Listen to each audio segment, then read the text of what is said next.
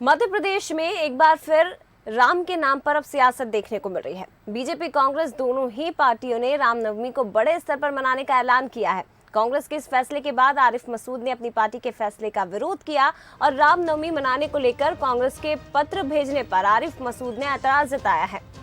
अपनी ही पार्टी को लेकर आरिफ मसूद ने कहा कि एक राजनीतिक दल को इस तरह का निर्देश जारी नहीं करना चाहिए और यदि ऐसा है तो फिर रमजान के लिए भी ऐसे निर्देश जारी होने चाहिए। इधर दूसरे धर्म को लेकर भी इसी तरह कार्यक्रम होने चाहिए। वहीं आरिफ मसूद के इस बयान पर गृह मंत्री नरोत्तम मिश्रा ने भी बयान दिया और उन्होंने आरिफ मसूद का समर्थन करते हुए कहा कि आरिफ मसूद का ऐतराज वाजिब है। कांग्रेस मुस्लिम को सिर्फ वोट बैंक मानती है। कांग्रेस को रमजान का महीना भी मनाना चाहिए, सिर्फ रामनवमी और हनुमान जयंती ही नहीं। इधर सुमित पचौरी ने आरिफ मसूद पर हमला बोलते हुए आरिफ मसूद को असुद्दीन ओवैसी का एजेंट बता दिया है।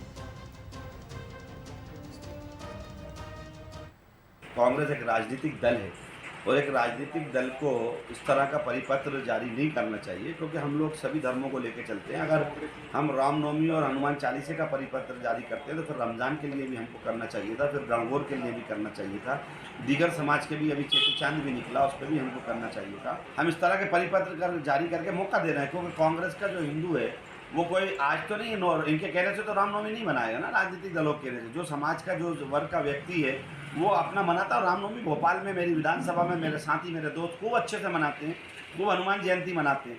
परिपत्र जारी करने की आवश्यकता गलत है, मैं नहीं समझता इसको जरूरत थी कोई। उनका ऐतराज वाजिब है और आरिफ मसूद जी को आत्मचिंतन करना चाहिए। कांग्रेस का मुस्लिमों से वास्ता सिर्फ वोटों तक ही है। भाजपा का भय दिखा के वोट लेना सिर्फ इतना ही कांग्रेस जानती है, बाकी तो लगभग उन्हें वोटर ही बना दिया गया है। अकबरुद्दीन ओवैसी के एजेंट आरिफ मसूद को कभी राम पचेंगे ही नहीं, इसलिए आज उन्होंने अपनी ही पार्टी के खिलाफ खड़े हो गए। और आरिफ मसूद को हिंदू और हिंदुओं की परंपरा से कितनी नफरत है आज उनका ये जो बयान है स्पष्ट झलकाता है। और कांग्रेस की जो दो नाव में पैर रख के सवारी करने की जो शुरू से प्रथा है, आज उनके उस आस्तीन के सामने उनको आईना दिखा दिया है। कमलनाथ जी ये स्पष्ट करें कि वे आरिफ मसूद के बयान से सहमत है कि नहीं। तो आपको बता दें कि ये जो सियासत है, ये राजनीति जो है वो कहां से शुरू हुई है। दरअसल मध्य प्रदेश कांग्रेस की जो इकाई है उसने रामनवमी और हनुमान जयंती पर धार्मिक अनुष्ठान करने का फैसला लिया है और कांग्रेस के इस पूरे फैसले को लेकर पत्र भी लिखा गया है। ये कहा गया है कि पूरे जिले में आयोजन किया जाए और इसके साथ ही सभी को निर्देश दिए गए हैं कि रामनवमी मनाएं। इसके साथ ही हनुमान जयंती का भी जो कार्यक्रम है वो बड़े पैमाने पर आयोजित किया जाना चाहिए। लेकिन अब इस पर आरिफ मसूद ने सवाल खड़े किए। उनका ये कहना है कि बेशक रामनवमी मनाइए, बेशक हनुमान जयंती भी मनाइए, लेकिन फिर इसी बड़े व्यापक स्तर पर रमजान मनाने की बात भी उनकी ओर से कही गई है। एग्जीक्यूटिव एडिटर मनोज सैनी जी हमारे साथ फोन लाइन पर जुड़ गए हैं। मनोज जी, सॉफ्ट हिंदुत्व की राह पर कांग्रेस आगे जरूर बढ़ रही है, लेकिन पार्टी के अंदर ही विरोध शुरू हो गया। देखिए, कांग्रेस की पहचान ही सॉफ्ट हिंदुत्व के साथ ये भी रही, हमेशा वो बात करती रही है कि हम लोग सब धर्मों को साथ लेकर चलने वाले हैं।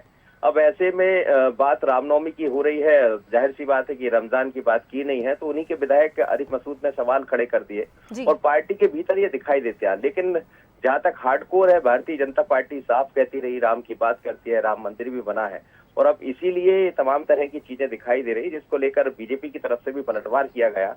लेकिन ऐसा लगता है कि आरिफ मसूद ने अपनी ही पार्टी को कटघरे में खड़ा कर दिया है और अब क्या, जैसा बीजेपी कह रही कि कांग्रेस का क्या हस्तक्षेप होगा, कांग्रेस की तरफ से क्या लाइन होगी, ये देखना अलग मुद्दा होगा, दिलचस्प भी होगा कि क्या करती कांग्रेस। लेकिन आरिफ मसूद के बयान से बीजेपी को बोलने का मौका जरूर मिल गया। जी बिल्कुल, देखिए मनोज जी, बीजेपी को बोलने का मौका मिल गया है और दूसरी तरफ आरिफ मसूद ने जो सवाल खड़े किए हैं उस पर कांग्रेस की तरफ से अब तक कोई प्रतिक्रिया सामने नहीं आई है। तो क्या अब ये माना जाए कि अपनी ही पार्टी के विरोध को चुप कराने के लिए, इस विरोध को कम करने के लिए कांग्रेस आगे कोई कदम उठा सकती है? रमजान को लेकर कोई निर्णय लिया जा सकता है? ठीक है देखिए, मनोज अब जी, यही मनोज जी माफ करिएगा, मैं रोकूंगी आपको। हमारे साथ पंकज चतुर्वेदी जी बीजेपी प्रवक्ता जुड़ गए, इसके साथ ही अजय सिंह यादव जी हमारे साथ कांग्रेस से जुड़ गए हैं। आप दोनों का बहुत स्वागत है सर। अजय सिंह जी, सबसे पहले मैं आपके पास आना चाहूंगी। एक निर्णय लिया गया कांग्रेस की ओर से रामनवमी और हनुमान जयंती पर सभी जिलों में धार्मिक आयोजन किए जाएं, लेकिन आरिफ मसूद जी की ओर से कहा गया है कि रमजान पर भी कार्यक्रम होना चाहिए। इस तरह का निर्णय ठीक नहीं है। पार्टी के अंदर जो विरोध हो रहा है इसे कैसे शांत करेंगे? देखिए, कांग्रेस पार्टी और हमारे तमाम नेता धार्मिक प्रवृत्ति के हैं। अगर आजादी के आंदोलन से पहले भी देखें तो बाल गंगाधर तिलक जी ने गणेश चतुर्थी को देश भर में मनाया, लोगों को, जनता को जोड़ा और आजादी के आंदोलन में इस आंदोलन का लाभ मिला। कांग्रेस पार्टी के तमाम नेताओं को निर्देश दिए गए हैं कि चाहे रामनवमी हो, हनुमान जयंती हो, जनता से जुड़े हुए 30 त्योहार जनता के बीच में भव्य तरीके से मनाए जाएं ताकि जनता को जोड़ा जा सके। आरिफ मसूद जी विधायक हैं, उन्होंने अपनी बात रखी है। कांग्रेस पार्टी के तमाम नेता रमजान की भी मुबारकबाद देते हैं, ईद पे भी मुबारकबाद देते हैं, रोजा इफ्तारी भी करते हैं। भाजपा के नेता भी करते हैं। अटल जी तो कई बार रोजा इफ्तारी की दावतें देते थे जिनमें तमाम नेता इकट्ठे होते थे।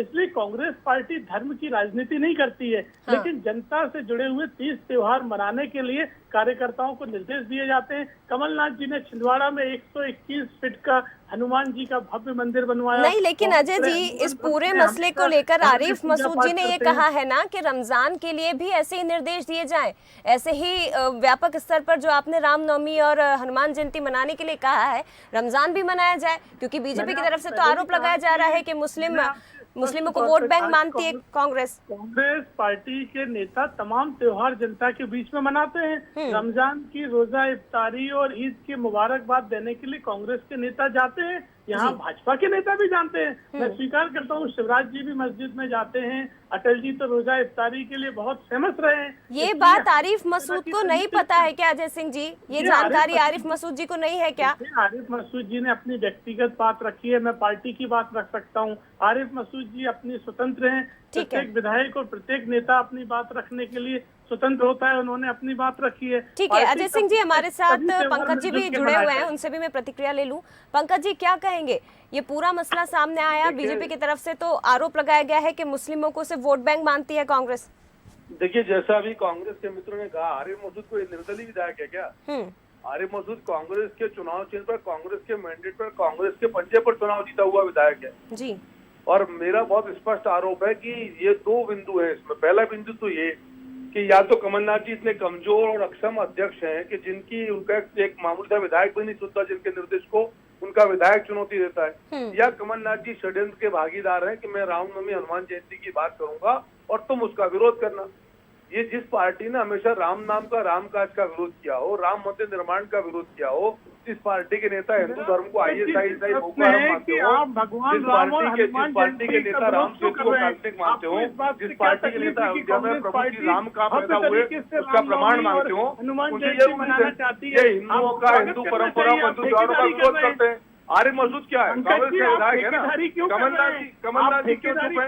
हम तो कह रहे हैं कमलनाथ जी इसके भागीदार, सूत्रधार, रिश्तेदार हैं क्या? या कमलनाथ जी इतने कमजोर हैं कि सड़ा सा विधायक उनकी बात को किनारे लगा देता है? चलिए ठीक है, लेकिन अभी देखना ये होगा पंकज जी और अजय सिंह जी कि आखिर क्या निर्णय कांग्रेस इस पर लेती है, कमलनाथ क्या निर्णय लेते हैं। फिलहाल सर बहुत धन्यवाद आपका बातचीत करने के लिए। बंसल न्यूज से मनोज जी भी हमारे साथ जुड़े थे, आपका भी बहुत शुक्रिया सर तमाम जानकारी के लिए। तो देखिए, मध्य प्रदेश में अब सियासी पारा जो है चढ़ता जा रहा है। सॉफ्ट हिंदुत्व की राह पर कहीं ना कहीं कांग्रेस आगे बढ़ती नजर आ रही है, लेकिन अब पार्टी के अंदर ही विरोध शुरू हो गया है और ऐसे में अब बीजेपी चुटकी लेती हुई इस पर नजर आ रही है।